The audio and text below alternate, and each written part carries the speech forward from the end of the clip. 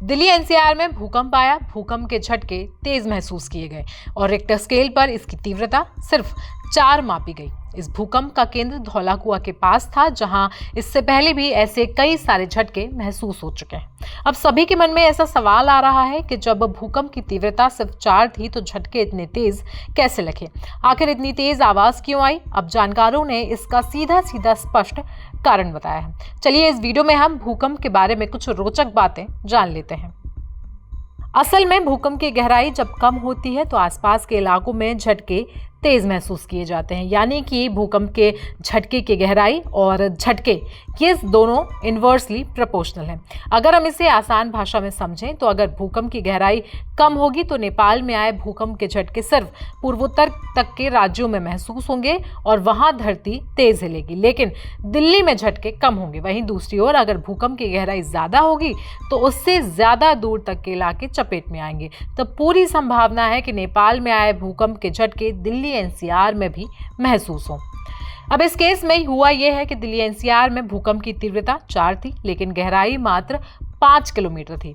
अब क्योंकि गहराई इतनी कम रही, इस वजह से दिल्ली एनसीआर के लोगों को ये झटके बहुत तेज लगे। बाकी राज्यों में ऐसी खबर नहीं आई। कई जगह तो लोगों को एहसास तक नहीं हुआ। राहत की बात यह है कि कम गहराई के साथ तीव्रता कम रही और इस वजह से तेज झटकों के बाद भी किसी तरीके की तबाही फिलहाल नहीं हुई। अगर हम कम गहराई के साथ भूकंप की तीव्रता थोड़ी ज्यादा होती तो काफी नुकसान होने की आशंका थी। यहाँ पर समझने वाली बात यह है कि दिल्ली एनसीआर का इलाका भूकंप के लिहाज से काफी संवेदनशील माना जाता है। जानकार पहले से ही कह चुके हैं कि भविष्य में दिल्ली में एक बड़ा भूकंप आ सकता है। जैसे यहाँ की भौगोलिक स्थिति है उसे देखते हुए नुकसान भी काफी ज्यादा होगा। अभी भी कई बिल्डिंग उस लिहाज से कमजोर हैं जो किसी तेज भूकंप को सहन कर सकें। आपको जल्दी से बता दें कि भूकंप क्यों आता है। पृथ्वी के अंदर दरअसल 7 टेक्टोनिक प्लेट्स होती हैं जो लगातार घूमती रहती हैं। जहां ये प्लेट्स ज्यादा टकराती हैं वो जोन फॉल्ट लाइन कहलाता है। बार बार टकराने से प्लेट्स के कोने मुड़ते हैं और जब दबाव ज्यादा बनता है तो प्लेट्स टूटने लगती हैं और इसी डिस्टर्बेंस के बाद भूकंप आता है।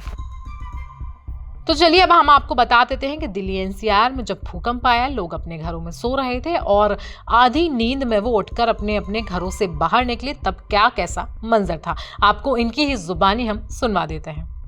भैया हम उठ के बैठे थे। इतना तक भूकंप आया कि हम बिल्कुल हिल गए तो हमने बच्चे उठाए और बच्चे उठा के तुरंत हम बाहर निकल के आए। 2 झटके आए थे बहुत जोर से और वैसे हम सब ठीक ठाक थे, परेशान। सुबह अम्मा क्या नाम है आपका? सुबह भूकंप महसूस हुआ, झटके कैसे महसूस होता है आप लोगों को?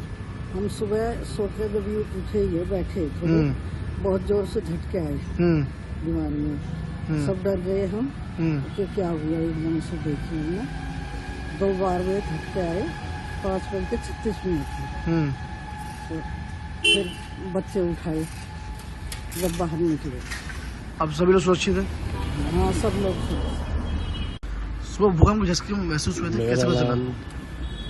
मेरा नाम भीम सिंह महमूद है और 5:10 के करीब झटका लगा। जैसे ही हम सोए हुए थे एकदम उठे। उठने के बाद बाहर आए तो हम सभी बच्चे जो भी थे वो सब सहमे हुए थे और भूकंप की वजह से पता लगा कोई भूकंप ही आया है। अब अभी आप सब लोग बाहर आ गए तो सब बाहर आ गए तो हम इकट्ठे हुए, फिर बाद में देखा तो सब सुरक्षित है। ठीक है भैया, बहुत तगड़ा झटका था। हमें ऐसा लगा जैसे ट्रेन चल रही हो ना, धरती ऐसे हिल रही बहुत तेज, धड़ाधड़ धड़ाधड़, मतलब कि जैसे कुछ धरती फटने वाली है। बहुत तगड़ा झटका था। इससे पहले इतना तगड़ा झटका महसूस किया गया कभी आपने? ऐसा कभी नहीं हुआ, आज पहली बार ऐसी 4:30 5:30 बजे करीब की बात है। बहुत तेज ऐसी पूरी बिल्डिंग हिली, पूरा घर हिल गई।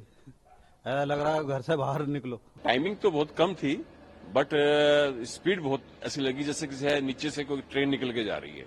धर धर धर धर करके हमें लगा, हम तो सोचे कोई ट्रेन आई है, बहुत स्पीड में ट्रेन आई है, जो है ऐसा महसूस हुआ हमारे को जो है। और फिर हमने जो है न्यूज वगैरह लगाई तो न्यूज वगैरह में पता लगा कि दिल्ली एनसीआर में जो है 5.36 का जो है भूकंप आया है। बस हमारी तो यही है कि भी जो है सब सुरक्षित हों। तो दिल्ली एनसीआर में आए भूकंप पर आपकी राय क्या है, हमें कमेंट सेक्शन में आप जरूर बताएं। साथ ही साथ देश दुनिया की बाकी खबरों के लिए भी आप बने रहें जनसत्ता के साथ।